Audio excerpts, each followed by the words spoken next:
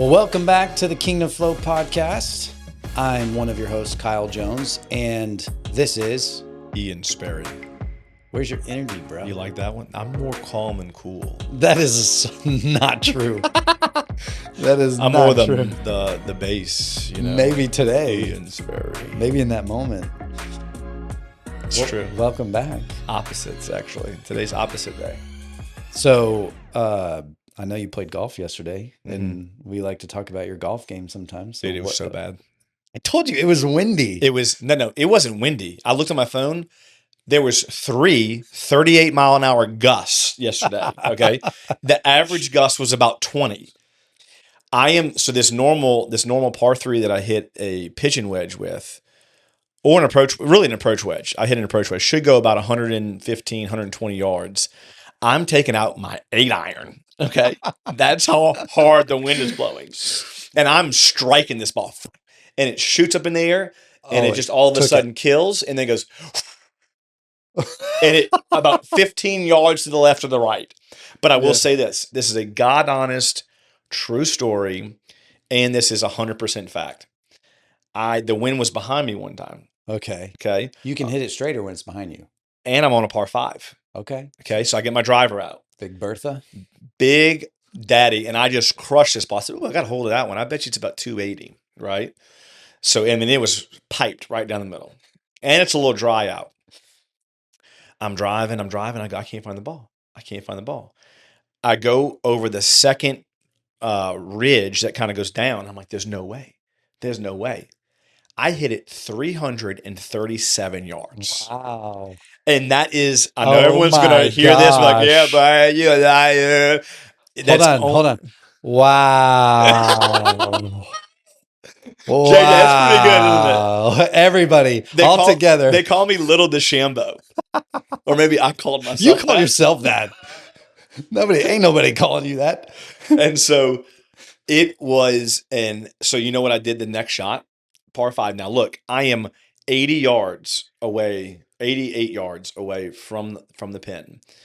And I'm by myself and I'm sweating because I'm like, you know what? This is a real shot for an eagle here. Okay? Real shot for an eagle. Okay. There's about a 4-foot lip of water that's in the way of me and the green. The water's all to the left, but where I'm angled at, it's perfect. I got a little 4-foot gap right here that's 65 yards out. And I'm like, I'm going to clear that water. It's going to land up there. It's going to dribble twice. And then I'm going to put this sucker in for eagle. Okay? I pulled I'm Jeb, and I nailed it. Okay? My name is Jeb. And I hit it. It fluffs. It shoots up, and I'm like, oh, Jesus, no. I'm talking to it, okay? I'm literally talking to this ball, and it just goes boom, right in that little big splash. Right in that little, it might not be 4 feet. It was just this little cut in. And I just said, this is not even real life. It was, I should not have gone and played yesterday. It was, I told you. You did. You told me.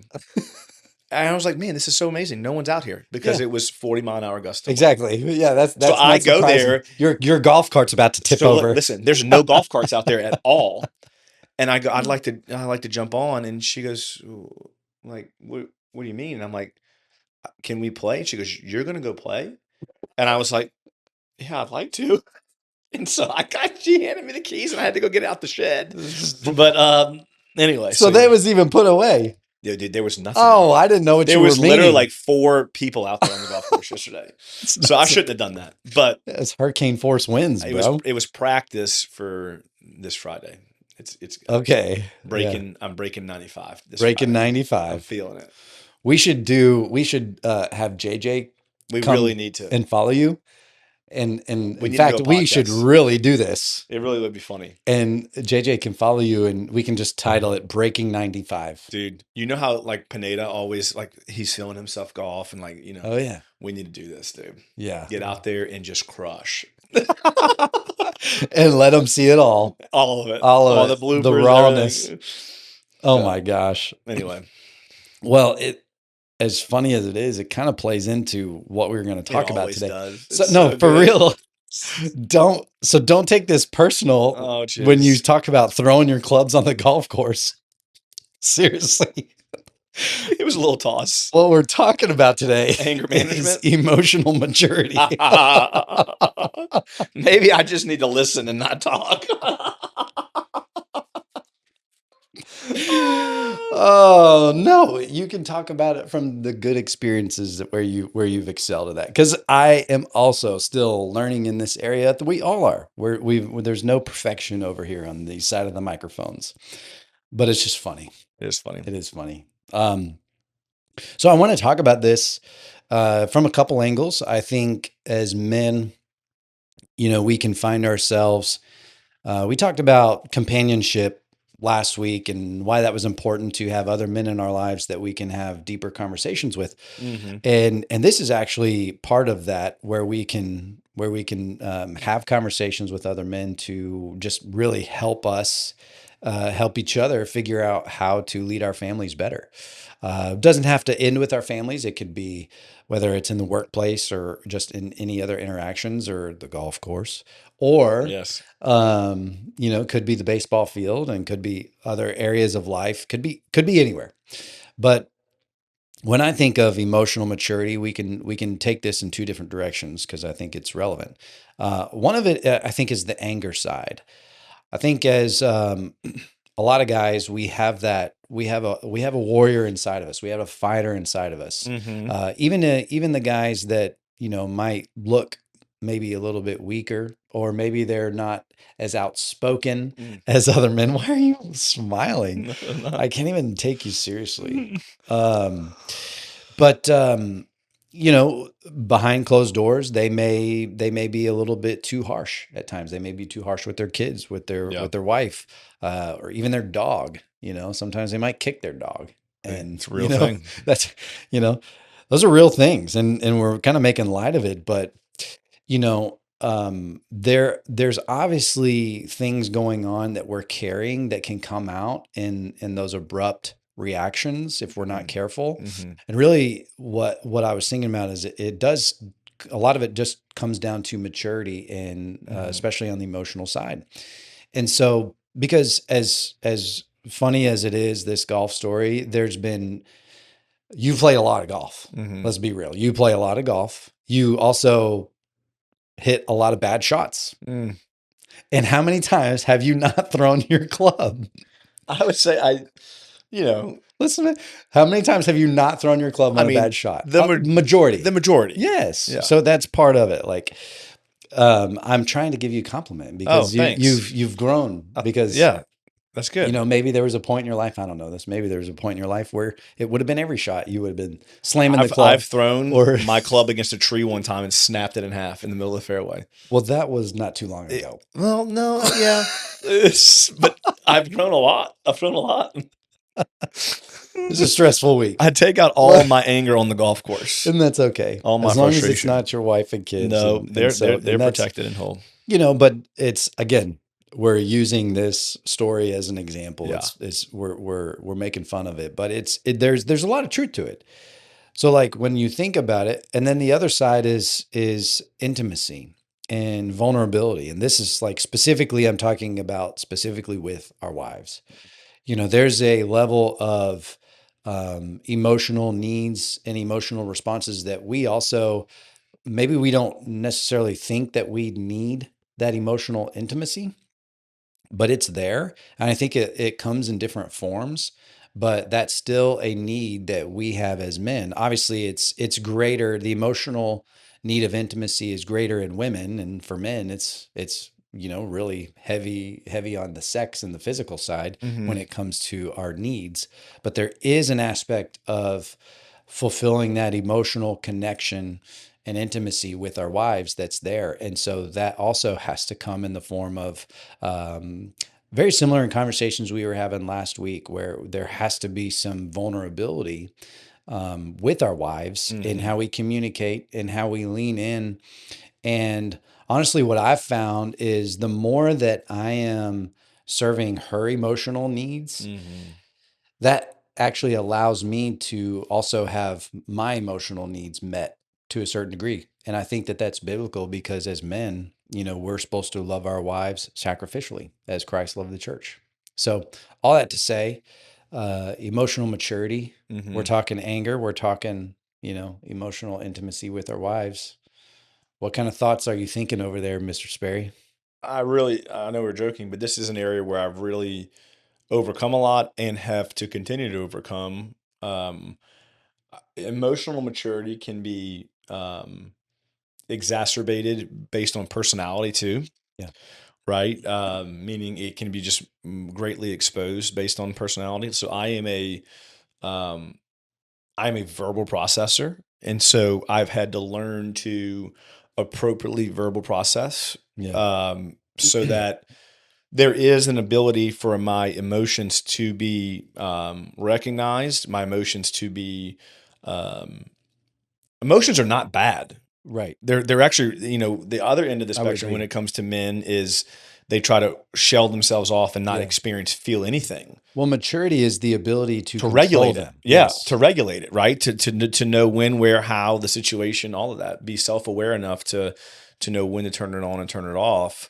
Well, if Um, somebody busts in your door, you better be you better yeah, let the guard down. that's right. And so Let the big dog eat. yeah, I think it's been one thing that I've had to work on personally. I Yeah, it's been something I've had to just be aware of. It is it takes intentionality. It takes understanding, like true self-awareness of, hey, I have a bend or a tendency to respond a certain way under certain pressure or certain um, um, I tend to react a certain way based on certain scenarios. Sure. And so being self-aware enough to understand that that's playing out, I've had to learn to, one of the biggest things for me to be more emotionally healthy and emotionally aware, and to be able to manage my emotions well is, like we talked about last week, having a friend, someone close that I can unapologetically and unfiltered process Yeah. with. And so, what I've noticed going into potentially emotional, heavy conversations is if I'm able to talk to someone beforehand, allow my emotions to Get out. get Yeah. out, allow my emotions to maybe go to a spot where it probably shouldn't go, but it just, in something in me, I just need to get it out and get it off my chest, Yeah. and let that be a super healthy spot to be able to, no judgment, understand that that person, there really is a venting happening. And once I'm able to do that, all of a sudden I'm able to go into this tough, difficult conversation and be completely emotionally Yeah. mature because I've already gotten that thing off my back, that frustration, that fire in me Yeah. out. Does Absolutely. that make sense? Yes. I actually was in a conversation. This is not long ago, and I have had separate conversations with this individual over many years, and this individual was like, "Man, you've just changed so much in how you handle yourself and your reactions." Um, and what they didn't know is I put this practice into place, knowing that I'm going into this. I'll call someone that I can talk to. I'll be able to download. Yeah. I'll be able to get some feedback, and then I'll be able to step into the conversation and really be really the more emotionally mature one. Yeah. Does that make sense? No, I think it's really good. I think, and that's something that kind of tying in last week's episode with this week. We didn't really talk about that, but that's a great example of having a Hmm. companion in there because, especially if you're talking, yeah, if you're going into a tough conversation, you might be able to catch your mentor depending on how Yeah.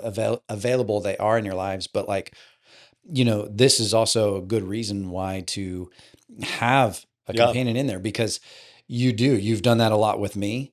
I know I've done that with you, Yeah. and we talk through scenarios and then we just kind of like, what do you think? Yeah. And then the other person may speak into that and or just provide other thoughts and maybe, hey, maybe this is the thought. I know a lot of times, um it can feel like it's getting to a certain point where some people might think that as like, I don't know. I can just hear the naysayer saying like, well, I don't want it to look as like gossiping. And I think that's not what we're talking about No, no, here. not at all. What we're talking about is getting the emotion out so that now you can allow yourself to like go into the conversation where now you've already allowed maybe the heat of the moment to get away Mm-hmm. and to get out and get away with somebody that you do trust, and you know that at the same time that they're not gonna like have any ill feelings towards you about any of it, because it's most likely, maybe it is, but like most of the time it's not going to be directed at that person in that conversation. Yeah. So I think the the lens in which you view the conversation can greatly determine whether or not someone thinks it's gossiping or it really is just, venting and allowing yourself to hear. And this is crazy, but since we're talking about it, a lot of times when I'm doing this with someone else, I'm really hearing what I'm saying. yeah, that's true. Like I'm Yeah. hearing what I'm saying more than anything. Like I wish I could talk to a wall and maybe not have to involve other people, but I just can't. So, but I'm hearing what I'm saying and then I'm realizing I'm going, man, like I'm either off here or a lot of times there's not even a response from that individual, right? A Yeah, lot of times it's just, you're man, just getting I'm it out. hearing it. Yeah, okay, yeah. And so like, but I'm able to hear what I'm saying and then I'm able to um be self-aware within that conversation. And then I'm able to maybe have empathy for the other person or who I'm going in with. And it's just it changes the dynamic a bit. Yeah, And I think that's emotional maturity. right. In fact, the opposite of that, emotional immaturity is going, I don't care to say to anything anyone else. I'm just going to go make my point in my case known, and whatever happens, Yeah. happens. That's How often emotional. does that work out? It Good. it very rarely does. In fact, Yeah. Mikhail and I, whenever we get in an argument, yes, we still get in arguments.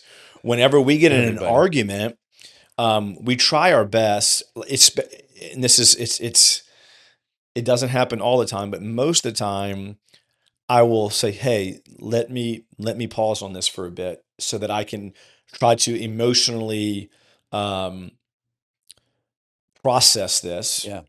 and then let's have a conversation about it." On the contrary, if for whatever reason Michaela is in a mood and she begins to pick a little bit at the situation or wants to continue to have it right then, right there, usually the result is not what we either of us want it to be because Yeah. emotions are involved. Right. Emotional maturity is realizing emotions can either hurt or help the situation, Yeah. right? And so we've got to be able to regulate those and be aware of those so that we build up and call up and not tear down. That's right. Yeah. And so I think it's really really important. Uh, Two people you don't want to be around. You don't want to be around the sloth that says nothing and does nothing, Yeah. and you don't want to be around the hothead that all they do is spit off all the That's right. time. Yeah. You see what I'm saying? Absolutely. And so you become a detestable to other people. That's You right. become standoffish. Yeah. And so I've realized that, man. Even if I'm right in the emotion, just because you're right in the emotion doesn't mean you have the right to share that emotion. Yeah. Right? Does that make sense? Well, I think the way I'm thinking about it, and it's not right or wrong, I'm just saying it's the feeling versus the emotion. Like Mm-hmm. you might have like the feeling is not going to change, and that's Mm-hmm. okay. Yeah.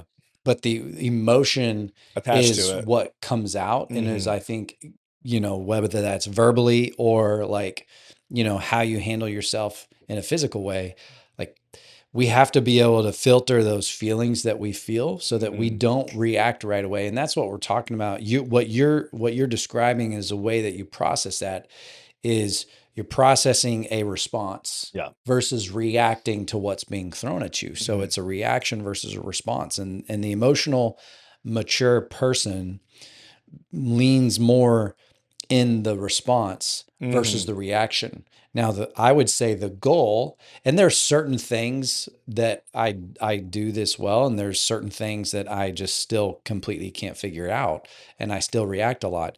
But I think the goal is to be able to get to a position where your reaction is actually a very like emotional, mature response. Yeah. So like now that just kind of comes out of you versus like the person that's emotional immature, their reactions are just kind of like just flipping their lid and just Mm-hmm. like blowing a gasket, all the things. And so, you know, we just have to make sure that that we create some space. Like if Mm-hmm. we're not there yet, I would say that is one major takeaway that I have learned to try to do as much as I can with what you just described. Create some space. Mm-hmm. Like if you start to feel yourself as a guy, especially because our adrenaline can get pumping, and when our adrenaline gets pumping, it's hard to stop the train. Mm-hmm. So when that adrenaline train gets pumping, do whatever we can to hit the brake and allow Mm-hmm. the train to slow down and create some space. And you can do that in a healthy way. But I would also say, like, those conversations that you and Michaela have can't just happen in the heat of the moment either. Mm-hmm. Because if y'all didn't already have those conversations, be like, hey, if like we start getting heated and things like, and if I just say I need to take a break and process this, that doesn't mean I'm stuffing it under the rug. Mm-hmm. That means exactly what it is. I need to take a break so I can process it, so I can have a healthy conversation. Mm-hmm. But you have to do that outside of the heat of the moment. So there has to be like some type of, you know, watching the game film Mm-hmm. of those types of interactions. Like, what do we do well? Like, how often do you, like somebody that you just shared, and I know I appreciate um, when you share like that. How often do you reflect on like your feelings and like your reactions, and like, is that all the time, or is that just part of the time? Like, are you in a position where, you know, you can recognize it when you fail much quicker than you can recognize it when you get it right? Yeah, Or I'm trying to gauge it. Um, I think someone that can potentially struggle with emotional regulation is they've got to become really quick to repent, and they in that repentance they realize, and you know you repent enough and you go, man, there's a pattern here. right. Um, the other side of it, when I think about, like, I gauge, like, or I'm thinking about the individual that goes, hey, I wonder if I'm emotionally mature. Well, how do you respond? A good gauge is, how do you respond to your children? Yeah, Like, how do you respond to your children? And at your worst, that's where you're at emotionally at some level, I would agree. right? Yeah, And then, is your wife afraid to come talk to you? yeah, Right. And this is an area where Mikhail and I, just full transparency, I've had to grow a lot, because when years ago, when she would come talk to me, I would get emotionally revved up, and Mikhail is the opposite of me when it comes to emotion. She's very reserved. She's borderline on the quiet side, right? Not borderline. She's naturally just more quiet, more calm. Um, and so when she would approach me, I would get emotions would come up real quick, and then it would overpower what she was even trying to accomplish in that moment, yeah, right? Of just talking through some things.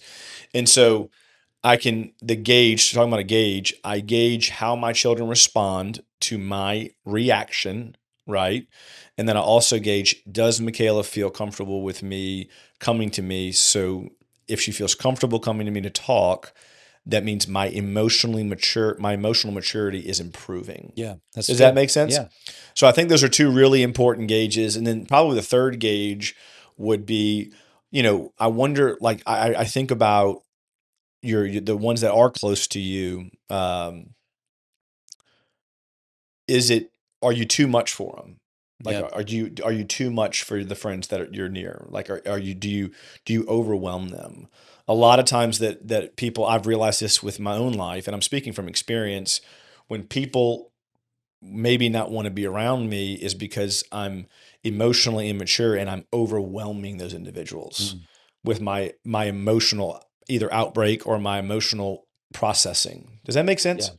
yeah, And so I think those are a couple gauges where, um, we can look at, how do your kids respond when you speak? Is your wife able to come to speak or come ask you and feel safe asking you or correcting you or helping you? yeah. And then, are you invited in circles, or um, if you're not invited, is it because you're emotionally immature and overwhelming those individuals? Yeah, that's really good self-awareness. I can speak more from it from a standpoint that where I mean, don't get me wrong. There's certain environments, certain times of day, like I can lose control of my emotions for sure. Especially like, I mean, raising kids in this world right now is Sure. just like, especially two boys, Yeah. you know. But I've had to learn too, like even just on that, I can't handle the discipline with my boys the same way that I handle it with my daughter. Mm-hmm. Especially as she grows. I mean, she's a full, you know, coming into full ladyhood, womanhood, Mm-hmm. and all that. Mm-hmm. She'll be 16 next year, and then there's more like continuing to just mature, and so like you know, being able to filter how I communicate with her as she grows is also like something that I have to continue to grow in. And Mm-hmm. it's getting to a point, like I'm making this correlation. I'm actually verbal processing this with you right here. Um, like it's almost like the same. She's not too far behind where I have to communicate the same way I do with Lindsay. Mm-hmm. Like obviously there's different levels of like what will I actually communicate with her in terms of Sure. vulnerability. I'm not saying that. It's more so how I do it. You're And it has to be communicating with her very like an much the adult. same. Yeah. Yes. Yes. Yeah. Because she's almost, I mean, She's almost an she's adult. 2.5 years away from, you know, legally being designated as an adult. Mm-hmm. So, but also like, so I went on a tangent on that, but what I do want to speak to is maybe the person that is a little bit more reserved naturally, like me. Mm-hmm. Like people who have been listening to this podcast can probably pick that up that I'm like more reserved. You're way more out there. Mm-hmm. You know, it's no Out there. secret. You put it out there. Yeah. You know, we Oh, got to sorry. keep your canes down. Sorry. Um, but there's an emotional maturity that even the reserved person, because just because you're a reserved person doesn't mean you have emotional 100%. maturity. Yeah. And so what that looks like for me is I have to allow Lindsay into my thoughts way more than I think that she really wants to you know be involved with. Same thing with my kids or like you know my employees as well. Like anytime that I'm like just because I sit there and I do process a lot and I process a Mm-hmm. lot of information. So I actually have to get it out there more. And for the reserve person, this is why it matters to have a companion as well, especially as a guy, to be able um, to just kind of unload and brain dump and allow that because a lot of the times like I guess the way that my mind works is like I want to process it and then if I'm going to go I want to process it in my head first and then before I verbalize it to anybody I want it to be a little bit organized Mm-hmm. versus like you know what is probably healthy and I've learned to do this better just like being friends with you because you just throw stuff at the wall Mm-hmm. and that's how you process. Mm-hmm. And so where I might take a little bit longer to actually get to a point where I'm going to start having conversations where it's like because I want it to be a little bit more organized. So the challenge for somebody on like that might be more in line with my default personality is like get yourself out there like just because $100%. that's your maybe like that's Your just all it bend. is your bend that's your Yeah. default personality that doesn't mean that you can't learn how to be better in communicating and being vulnerable so that you can have more emotional maturity by how you lead through just communicating vulnerability with your wife Yeah. and even your kids because I mean there's plenty of times where I lose control and harsh with all members of the family at times. And um, the maturity comes in from number one, repenting and saying sorry. I do that as quickly as I can now, whereas there was like back in the day, I probably had a lot more pride Mm-hmm. and I was just like, no, I'm not, I don't need to apologize for anything. I Mm-hmm. mean, they did that. And it's like they brought it on themselves. Yeah. That they brought that judgment on themselves. And the Yeah. reality is no, they didn't. Especially as kids. They're just kids. And and um so I just wanted to speak to that a little bit and kind of get both sides of this because I think no matter where you're at, there's an opportunity to be better in how we handle our emotions. Yep. Um, And I think it really does start with like, especially as a guy, knowing that even though you might feel like you're quote unquote okay, there's still an emotional need that you need to make sure that is getting satisfied from these types of conversations from your wife, Yeah. maybe a companion, and just having a relationship with your kids. I think it's good, man. Being quiet does not mean you're emotionally mature. Right. Emotions are God given. Like, we got to remember that. Like, they are God given for us to be expressed in this earth in the appropriate time. What we're talking about is emotionally regulating its output. That's right. That's maturity. And so the guy that's sitting there quiet, just closed off from his family, that doesn't say anything, is just as bad as the guy that's angry and right. yelling. That's right. Because you're going to have two hurt families, hurt friends by both scenarios. Yeah. The emotional mature person is to know when to turn the spigot on and when to turn it off. Right. And that's where I'm trying to get through conversation. And again, I've just been self-aware enough to, and frankly, Kyle, I've hurt enough people with my emotions that and even though and this is the crazy part, even though I'm right. Yeah. Like, the conversation that I had with the individual or individuals, I'm correct, but because of the uncontrolled emotion attached to it, Yeah. it's not what you say, it's how you say it that right. people remember. It caused a wedge in a relationship because of uncontrolled emotion. Yeah. Not being wrong, being right, but being unhinged. That's right. Right. And so people are going to remember how you make them feel. Yeah, they're going to make and your kids are going to remember how you make them feel. That's right. So make sure that they don't have to process all those feelings with a counselor or That's right. adults. When it comes to the kids, even right now, like when we're punishing, we punish each child a little bit differently just based on personality, but in need. But like, even when it comes to we spank our children, one of them's getting to the age where he's about out of that, just his maturity level and his age in general. But we spank, and that doesn't mean I won't threaten that sucker. I said that the other day. I don't care how old you are. Yeah. Don't make me get my belt. Yeah. So, but it's the emotional side of me would, do what I say, do it, but I had to stay calm. Yeah. We have to stay calm and regulate. So I think that's the biggest thing in this conversation. Do an evaluation of your emotions. That's right.